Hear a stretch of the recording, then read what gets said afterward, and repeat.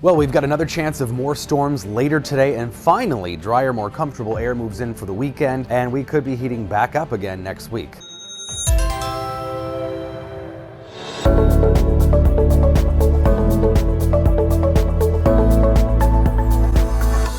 So getting some decent rainfalls from these storms the last few days. This latest round last night, mostly northern metro, up 35 into western Wisconsin, but importantly, much of Anoka County, one of the extreme drought areas in Minnesota, got hit with up to 1 to 2 inches of rain in the northern part of the county. So some impressive rainfall, and we add up these 3 days worth of rainfalls, getting some nice, impressive 1 to 4 inches in total across central Minnesota. Not quite hitting some of those extreme drought pockets in the central part of the state, but making some real progress.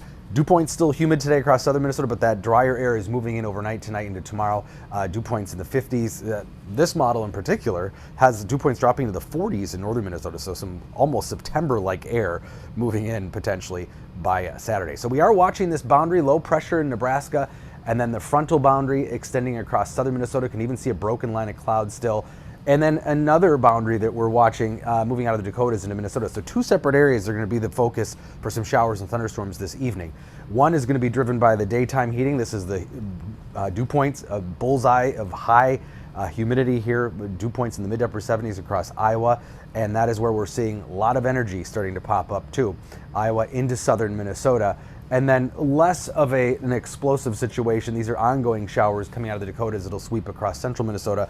But with some of that daytime heating, we could see a few thunder showers in that. But the severe threat is going to be with this southerly area here along the real boundary that we're seeing across southern Minnesota. So this is looking aloft too. We've got a very minor shortwave, but that's enough sometimes to help to spur some thunderstorms, create a little bit of instability or enough lift to get things going when you have that heat and humidity as well. So that wave of energy comes through as well, helping to trigger some of those thunderstorms, all timing out this evening.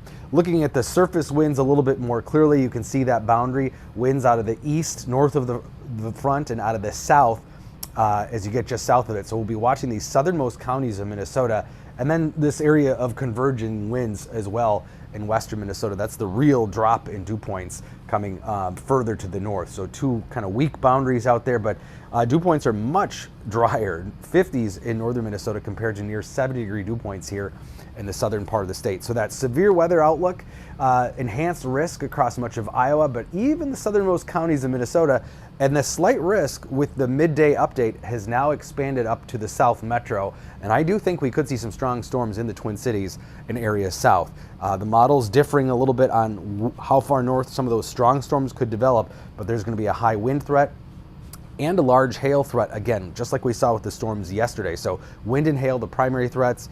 Can't rule out a tornado maybe across Iowa, but it's going to be a wind and hail threat primarily with some of these storms that develop initially. And then they will develop probably into a line of storms that'll sweep across Wisconsin and Illinois. So here's the NAM model. This one is more aggressive with thunderstorms further north. Here's the Twin Cities, 7 p.m.